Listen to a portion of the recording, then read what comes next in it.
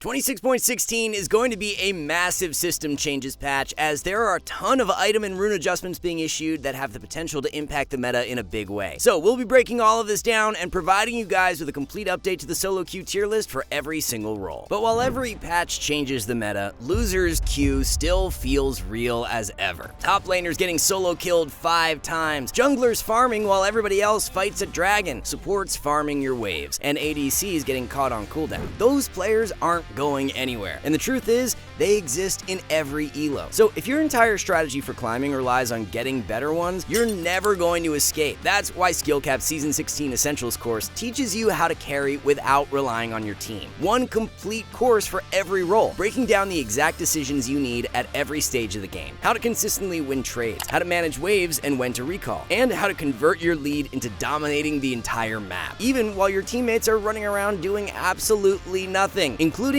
when to roam, when to split push, when to group, when to farm, or when to gank. And when you're ready to go even deeper, our advanced courses on macro and trading teach you exactly how to take your game to the next level. For junglers, our world record clears are designed to give you countless minutes of extra free time, and our weekly challenger commentaries show you step by step how to carry real games on your chosen champion, including how to win your most difficult matchups with the same unreliable teammates you deal with every single day. We've even tested these systems through our bronze to diamond climbs, taking real hard-stuck players and getting them the rank they've always wanted using only our courses, documenting their entire journey. You can't stop your teammates from trolling, but you can stop them from deciding whether you climb. And because everything is backed up by our rank up guarantee, you can try it completely risk-free. Check out SkillCapped today using the exclusive discount in the description or pinned comment below. So we'll start off by covering the system buffs, and first up are some changes to Sunfire Aegis. So the cost of Aegis is going up by 100 gold, and the minion and monster immolate damage is down a bit, but the immolate damage bonus health scaling is up from 1 to 1.5%. So going from 1 to 1.5% is actually a pretty decent buff considering it's literally a 50% increase, but the fact there's compensation nerfs as well makes it more difficult to get a read on just how powerful this change will be. We do think it's net positive for sure, so champs who will see an indirect boost for this patch include Zac, Amumu, Malphite, and Rammus. Zac, Malphite, and Rammus have already been pretty strong champs as of late, so them getting even better is rather interesting. Eclipse is on the buff list for this patch, as it's gaining some offensive strength in exchange for losing some defensive power. The offensive strength gain should outweigh the defensive strength lost though, which is why we see it as a net buff. So the passive max health damage is going up from 6 to 8% for melee and from 4 to 5% for range. The passive shield is dropping from 160 to 150 for melee and from 80 to 75 for range. So the champions buying Eclipse the most last patch, who should see the biggest indirect rise for 26.16, include Lee Sin, Renekton, Umbessa, and Pantheon. Tiamat is going to receive a buff with its AD going up from 20 to 25. So a buff to a wide array of champions, as anyone who builds Stridebreaker, Titanic Hydra, Profane Hydra, or Ravenous Hydra can benefit from this Tiamat change. Berserker's Greaves is going to have its attack speed increased, going from 25 to 30%, so an indirect buff to most ADCs, Yasuo, and Yone, along with Garen. Garen can also look to benefit from the Tiamat buff, so the fact Garen is already one of the better top laners means he's going to be even higher in priority for 26.16. Gunmetal Greaves, which are the tier 3 version of Berserker's Greaves that mid laners have access to upon quest completion, will receive a buff with attack speed going up from 40 to 45%. So this is mainly an indirect buff to both Yasuo and Yone. Spellslinger's Shoes, which are the tier 3 version of Sork's Shoes, are buffed for this patch, with Magic Pen going up from 18 to 20, so a buff to AP Assassins and Mages across the board. AP Junglers and Tank Junglers will be buffed for this patch, as Riot will be increasing their clear speeds by giving pet damage and AP ratio boost from 12 to 16%. Armor and magic resist ratios go up from 20 to 25%, and then bonus health ratio is being increased from 3 to 4%. So someone like Zac, who builds a bit of everything, will benefit from these buffs a bunch. Zac also did just get indirectly buffed last patch too, so we're looking at him being one of the better junglers now for 26.16. An AP jungler like Lilia, who builds both AP and health, can look to benefit from these changes quite a bit too. AD junglers are the only ones who don't become stronger at all from these buffs, as the AD ratio on pet damage is not being increased. Fleet Footwork has turned into a rune that is very rarely taken these days, so Riot will be buffing it in 26.16, with the healing going up from 10 scaling to 130 to 15 scaling to 160. So the champs running Fleet the most in recent patches who will benefit from this buff include Nasus, Talon, Mundo, and Jhin, but we'll have to see if the buff is enough for the rune to make a comeback on a wider array of champs. Hurricane is going to receive 2 buffs for this patch, with its movement speed going up from 4 to 5%, and then its passive AD ratio is being increased from 55 to 65%. So this is a nice indirect buff to Zeri specifically, and then a couple other ADCs who can take Hurricane in select situations who will benefit include Jinx, Twitch, Kog'Maw, Yunara, and Aphelios. And then the final item on the buff list for this patch is Steric's Gauge with its passive base AD to bonus AD conversion going up from 45 to 50%. So a couple champs who will become indirectly stronger with this one are Urgot, Illaoi, Camille, Gnar, Darius, Set, and Renekton. Urgot in specific builds Steric's a lot more regularly, so he likely gains the most amount of relative power from this change. And then for the item and rune nerfs now, Sundered Sky is going to be losing some efficiency in its build path as a ruby crystal is being removed, and you will instead now need to have 900 gold to fully complete the item. The healing from Sundered Sky is down as well, with AD ratio for melee going from 100 to 90%, and for range dropping from 50 to 45%. Missing health healing drops as well from 6 to 4%. And then there is one compensation buff with the health on Sundered Sky going up from 400 to 450. The most common Sundered Sky users from last patch who will be affected the most by these nerfs include Lee Sin, Jarvan, Xin Zhao, Aatrox, Camille, Wukong, Vi, Jax, Pantheon, Zehen, Poppy, and Illaoi. The next item on the nerf list is Chain-Laced Crushers, which is the tier 3 boots upgrade for Merc Treads. Magic resist on the item is dropping from 30 to 25. So this is mainly an indirect nerf to Galio, but a fair amount of other melee mids do like to grab Mercs in specific matchups, so the strength of AP mid laners rise up a bit due to this nerf. Support players are going to be punished more for roaming in 26.16 because progress towards your quest completion will now be lower if you are hitting towers or killing champions. You will gain more progress if you are killing minions though, so the relative laning strength of support becomes a bit better. It's hard to say exactly how impactful this change will be, but for solo queue specifically, we don't see it impacting the meta that much considering roaming is a lot more situational as opposed to in pro play. A Hail of Blades adjustment is on the way as it's going to become weaker for melee champs, but receive a more lateral shift in power for ranged champs. The melee attack speed is going down from 120 to 90%. Ranged attack speed stays the same. True damage is being changed so that the base is down early, going from 4 scaling to 20 to 2 scaling to 20, but the bonus AD ratio is up from 8 to 12% and AP ratio is up from 6 to 10%. So Poppy and Camille support will lose the most amount of power as a result of these changes, while champs like Tryndamere, Echo, Cho'Gath, Master Yi, Shaco, and Pyke likely become a tad bit weaker, but probably not to the extent where you're dropping Hail of Blades. There's definitely a high chance that Aftershock will just be the better keystone for Poppy support now, and then Camille support doesn't have an alternative keystone she can fall back on, so Camille gets hit the hardest for sure. There isn't actually a single ranged champion who's taking Hail of Blades at a play rate above 5% right now, so it's a really negligible change for ranged champs. ADCs across the board are going to be given some base magic resist for this patch, as they'll receive a boost of 3 MR, and then to compensate, their scaling magic resist is going down by 0.2 per level. So this change is being issued to try and combat the surge of mages being played in the bot lane and give traditional ADCs a better chance early on in lane against them. And then we have a buff to Black Cleaver for melee champs and a more lateral adjustment for ranged, as the AD on Cleaver is going up from 40 to 45. However, the ranged movement speed proc is dropping from 20 to 10. So losing 10 movement speed is a gold value loss of 120, while gaining 5 AD is a gold value increase of 175. So from a gold efficiency standpoint, it's actually a buff for ranged champs too. Urgot is considered a ranged champ, so with him being the most common Black Cleaver user, he gets ever so slightly stronger with this one. Senna, Illaoi, Renekton, Smolder, Gnar, Xin Zhao, Jarvan, Pantheon, Kled, Wukong, Vi, Hecarim, Lee Sin, Set, and Kayn are pretty regular Cleaver users as well, so they will be influenced by this adjustment. So with all the item and rune change analysis out of the way, let's head over to the top lane and discuss the direct changes for the role. Kennen is the first up on the change list, and he's getting buffed with the armor and magic resist while using R going up from 20 scaling to 60 to 25 scaling to 75. R damage is also being increased from 40 scaling to 110 to 40 scaling to 120, while RAP ratio is being increased from 22.5 to 25%. So since Kennen is such an R-reliant champ, changes that directly make that spell stronger is really great, as it just makes his teamfight presence that much better. We have had Kennen rated as a B tier top laner in recent patches, but as a result of these buffs, we definitely think he's going to swing up in power a solid amount, so we'll be moving him into A, and then there's a chance he could move into S depending on exactly how impactful the buffs land. Gwen is next in line for a buff, as Riot will be giving her more passive healing against champions, as post-mitigation healing is going up from 50 to 67%. So a stronger extended skirmish for Gwen, which leads into her more bruisery builds as opposed to full AP burst setups. So similar to Kennen, we think this change will be enough to propel Gwen out of the top lane B tier, so she'll be shifted up into A. So Gwen and Kennen are the two champs getting changed, where top lane is their most popular role, but a few other champs who are more common in other roles right now that are still played in the top lane are being adjusted for 26.16, and they include Poppy, Camille, and Nasus. Nasus changes are really interesting because Q stacks are up from 3 to 4, 4 when last hitting minions, but down from 12 to 10 when last hitting cannons, large monsters, or champions. With fleet buffed as well, we think top lane Nasus will be in a really good spot for this patch, so we're bumping him into the S tier. Poppy and Camille changes should land as net nerfs, but the exact extent is tough to say since there are compensation buffs thrown in there as well. For now, we are going to keep both Poppy and Camille in the A tier, as we do think they are significantly weaker for support, but top is harder to call, so we'll see how things settle out as the patch is released, and then adjust accordingly for the mid-patch tier list if need be. A few adjustments to the tier list we're making as a result of the item changes include Garen moving into the OP tier and Renekton jumping up into S. Garen and Renekton both benefit from multiple item changes, and Renekton especially has his two most commonly purchased core items straight up buffed, so he should see a nice boost in strength. Renekton also does not build Sundered Sky, so with the item nerfed, it makes bruisers who run the item indirectly weaker and boosts the relative strength of Renekton even more. There's definitely a chance that Urgot could be OP tier worthy now, with Sterix and Black Cleaver becoming stronger for him, but we're less confident on that, so for now, he's going to remain in S. So with the Bel'Veth mini rework going live last patch, she has landed in a really powerful spot for low elo, but more underwhelming as a high elo pickup. Riot thinks that she's in need of a nerf though, so they will be reducing her power in two different ways. Health growth is going down from 110 to 105, while R buff total attack speed is dropping from 5 scaling to 25% to 6 scaling to 20%. So more of a chip away kind of nerf here, to where Bel'Veth shouldn't lose that much power, and Riot just wants to test the waters with a small nerf and see where it lands for 26.16. With players getting accustomed to the new Bel'Veth, her win rate has continued to rise each and every day, so we really don't think her overall power will reduce a whole lot due to these nerfs, and we'll be keeping her in the S tier for now. New Bel'Veth clear is actually incredibly fast, but due to the mini rework, there's little nuanced details that you need to implement to get that clear speed down. So if you're planning on picking her up, then our challenger players have a new optimal clear uploaded to the jungle clear course on our website, so you can get the fastest clear possible on Bel'Veth and all other meta junglers as well. Nasus jungle is going to be losing a fair amount of power for 26.16 because Riot's reducing the amount of stacks that his Q receives when last hitting large monsters. Large monsters and champion takedowns are now going to give you 10 stacks instead of 12. Small minion and monster stacks are going up though from 3 to 4. So it's likely not a killing blow to Nasus jungle, but considering he's really only being picked right now because of how OP he is, this could be the change that pushes his play rate down quite substantially. We have to keep in mind that Nasus does get an indirect buff with fleet footwork gaining more healing, so that's going to lessen the blow of this nerf for sure. So we still think Nasus should remain a relatively strong champ, so we'll only be dropping him from OP into S. If it weren't for the fleet buff, then we'd probably be looking at an A tier demotion. So there are a lot of changes this patch that could have an impact on the jungle meta, so here's what we're thinking going into it. Zac is the one champion we are the highest on for a bunch of reasons. First off, the champ just got directly buffed last patch, and now in 26.16, he gets to benefit from more indirect buffs, with not only the jungle pet buffs influencing him a ton, but the Sunfire Aegis buffs are ones he can take advantage of too. So a move into the S tier is what we've got planned for Zac. Lilia has been on the verge of moving into S tier in recent patches, and with the jungle pet changes going through, we think she will be a big winner for 26.16. Lee Sin, being the most popular Eclipse user, should be liking the direction of the changes for this patch, as he's now got more snowball power on his one item spike. Sundered Sky is nerfed, and that is generally the second purchase on Lee, so he doesn't gain as much power, but we think because of the fact he's a more early game reliant pick and his early game becomes better, that he will become stronger, and we'll be giving him a bump from B into A tier. Talon jungle is one we'll be keeping a close eye on for this patch because he's a fleet user and the rune is getting buffed. We're going to give Talon an initial boost up from A into S tier, but depending on how big the fleet changes land, he could be even OP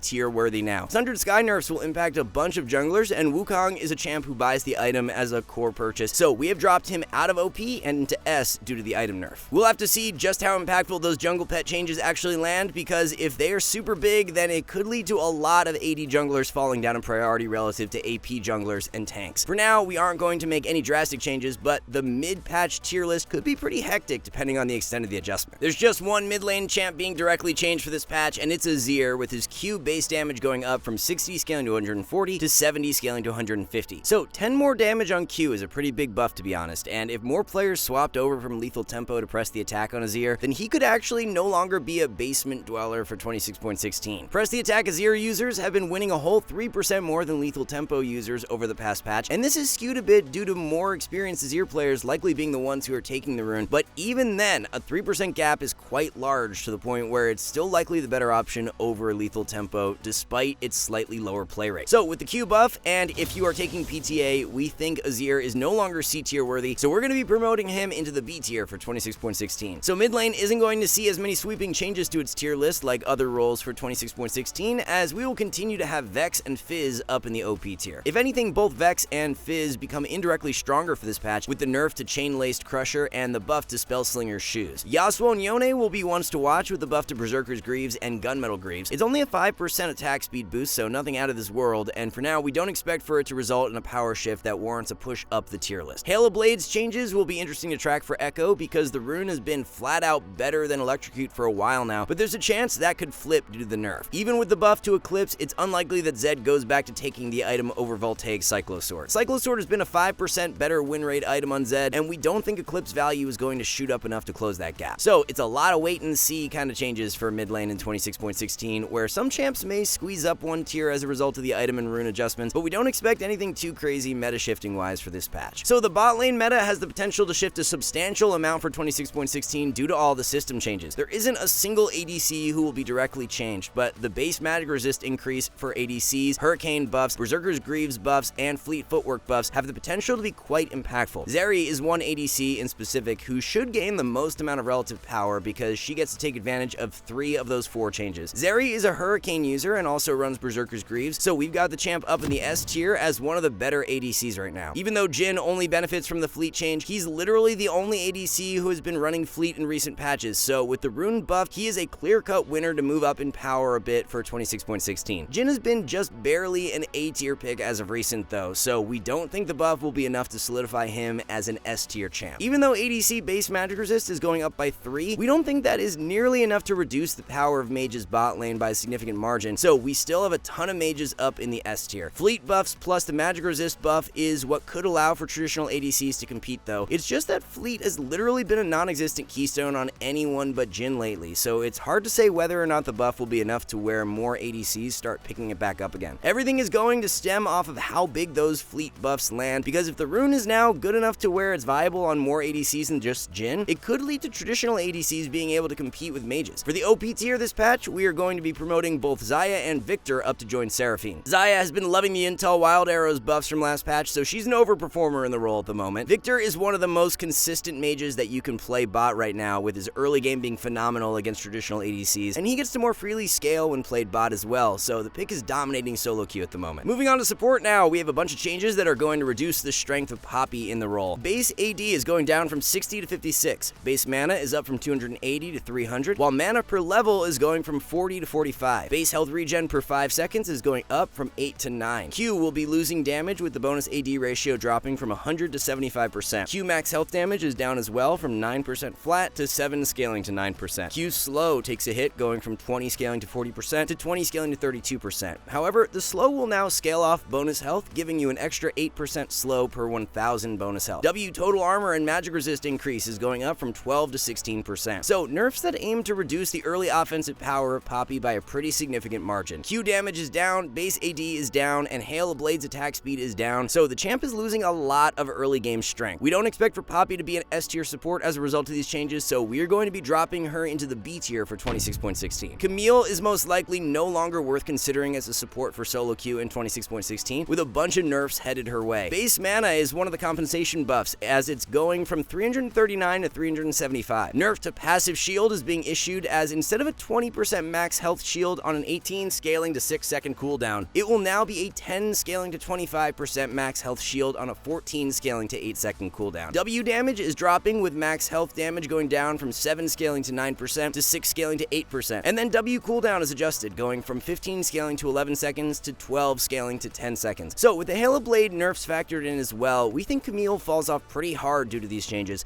The early game strength of Camille's support is down a lot, even though the scaling power of her abilities are better. As a support, you're not going to be able to benefit from the scaling compensation buffs as much as top lane though, so we're dropping Camille down into the C tier for 26.16. So for the support tier list, the meta shouldn't see that drastic of a change. Camille and Poppy falling down is definitely the big talking point of the patch, as even though supports will be punished more for roaming due to the quest changes, that shouldn't impact solo queue to a super high degree. After all, in solo queue as a support, you're not looking to leave lane and roam as often because you don't have the same kind of coordination to make plays like you do in pro, so this is without question a more heavily pro skewed nerf with the quest adjustments. Bard is one champ who even in solo queue does tend to roam a bit more than the average support, so he could see a more disproportionate decline in power, but we already have of bar down in the B tier, so he hasn't been that great prior to these changes. As noted earlier on in the video, the Black Cleaver adjustments are actually net buffs for ranged champs from a gold efficiency standpoint, so we don't expect for Senna to be moving anywhere on the tier list. With base magic resist going up on all ADCs, it will make mages slightly less effective for this patch, but we can't see it shifting the tier list placement of any of them, so we won't be making any tier list adjustments due to that change. Most mage supports are already weak relative to melee engagers and enchanters, so it does kind of suck a bit if you are a mage support main. But while lists like these show you what to play, our brand new Season 16 Essentials courses for every role teach you how to win, each designed to walk you through every stage of the game from start to finish, from the exact trading and recall timers you need to win lane, to the mid-game macro decisions 99% of players get completely wrong, all the way to the team fighting tips and tricks challengers abuse to always deal the highest damage possible. Whether you're a top laner in the most unfavorable matchup possible, a mid laner having to deal with everybody in your lane 24/7, a jungler trying to balance ganking with farming, an ADC stuck trying to hard carry with a support who just exists to grief you, or a support that's struggling to carry games on your own. Our Essentials courses are tailor-made to focus on the exact concepts that actually matter for climbing on your role in your elo. Check them out today, completely risk-free, using the link in the pinned comment or description below, as if you don't climb at least 5 divisions, you get every penny back. So there you have it, everyone. That's a complete look at the tier list for every single role as we head into 26.16. Thank you all so much for watching. We'll see you in the next one.